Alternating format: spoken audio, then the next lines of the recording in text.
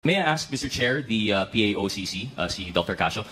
Mr. Chair, generally ang POGO, kailangan po ba compound talaga?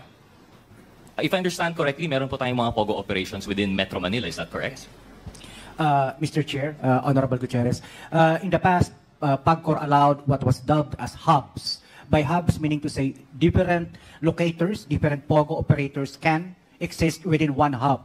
But if I do recall, the only hubs that were ever licensed by PAGCOR were the one in Clark, Sun Valley, which was raided by the ACG and PAOK on May of last year. The second one was, if I am not mistaken, the one in Bamban, no? Baohu. And the last one is the last remaining hub that's winding down, yung sa, ano po, yung dito po sa Island Cove, Cavite. So generally, Mr. Chair, ang POGO, it doesn't necessarily have to be a hub. They can operate parang BPO lang po siya. Sometimes they rent a floor lang po. Tama po ba? Yes, sir. They can rent as small a space as 300 square meters. Thank you, Mr. Chair, for clarifying. So para lang alam ng ating mga kababayan, kasi nabanggit po ng PAGCOR, meron pong 240 plus na nabanggit ng mga POGO. Baka inisip po nila lahat yung POGO hub. But it seems to be only the big operators are the POGO hubs. It's, for example, yung sa Baofu and sa Lucky South 99. Kaya nga po parang parallel because amongst all the POGOs, sila lang po yung ganito. Sila lang po yung may hub. And it seems to indicate na they have the same modus operandi and they have the same intention to include mga love scam, mga cryptocurrency scamming, and other related crimes. Kasi hindi naman po yan manggagawa sa 300 square meter na office building po, no? So I think this is just another point of parallelism between the two. And then one more thing, Mr. Chair, Committee Secretary, yung next picture po, please, yung mansion. Ms. Ong, Mr. Chair, is this image familiar to you po? Yes po, Mr. Chair. Can you explain to us ano po yung nakikita natin sa picture? Nakita mo naman po, is that your house? Yes po, Mr. Chair. Ito yung mansion po ninyo sa Porac?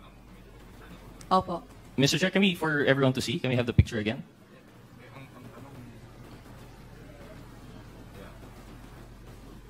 Ms. Ong, gano'ng kalaki po yung inyong property dito? Tama po ba? That's like a little massage house in the middle of the lake behind the bigger mansion proper. Tama po ba, Ms. Ong? Lahat po yan, bahay po. Wala pong massage. Wala massage. Yung gitna. So Yes lahat po. yan bahay. So yung gitna. Opo. So gano'ng kalaki po itong property nyo? Yung lot po is around 3 hectares po. 3 hectares yung lot. And Yes all po. of this at the tender age of 24. Would you care to substantiate how you made your money out of this? Lahat po yan na-inherit po ba, Mr. Chair? Mr. Chair, I invoke my right. You invoke your right. Pasensya na po Of course. kasi meron pong kinasa sa akin. Kasi nga po, kahit yung reasoning na binigay mo last time na 35 million per month, hindi rin yun tama eh. Kasi at 35 million per month na you would make out of the 70,000 hectares that you were renting out, that's only still just 35 million, which wouldn't account for the billions of worth.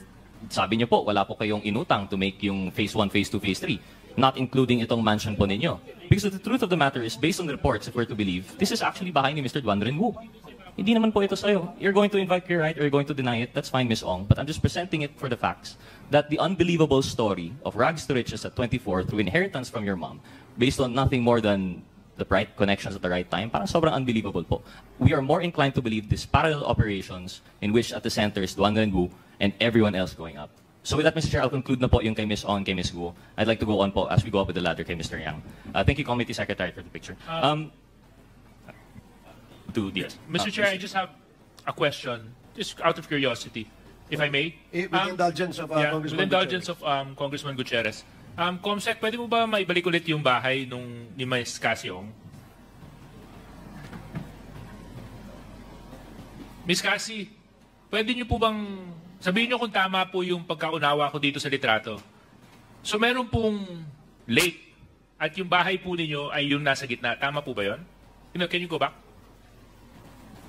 Hindi, yung bahay po. Yung bahay, Comsec. Yung bahay, Comsec. Prior picture, please.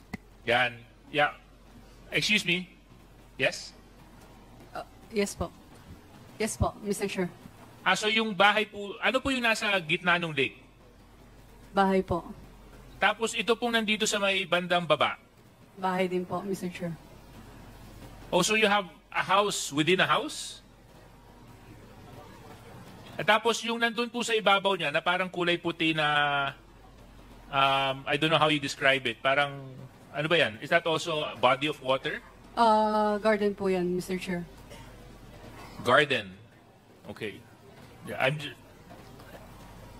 Itong lake po ito is man-made or natural? Can I consult my lawyer po? No, I mean, it's actually, whether it's, Man Lake po, ma'am. Mr. Chair. ha? Man Lake po. Man-made. Man-made. Gano'ng kalalim po yung lake? Hindi ko po sure, Mr. Chair. Thank you very much. I'm just trying to figure out kasi yung figures na binanggit ni Kong Rods. At I'm medyo kinakwenta ko po kung magkano aabutin to kasi kung man-made po yan, Chairman, at saka kung gaano kalalim at yung lawak, tapos nice to live there, ha? Thank you very much, Mr. Chair. Okay, please proceed. Thank you, Mr. Chair, and I agree with the good Deputy Speaker. Kaya nga po yung punto na natin doon, yung 35 million nga, kulang na po yun for phase 1, 2, and 3 of Whirlwind. Paano pa kaya yung 3-hectare lot with mansion na pinakita po natin? But anyway, the bright side to this, with the efforts of the Quadcom, I believe the proper cases have been filed against the parties, so we can leave po yung parallel operations on the ground. Doon na lang po yun. We leave it to our good partners in service executive branch.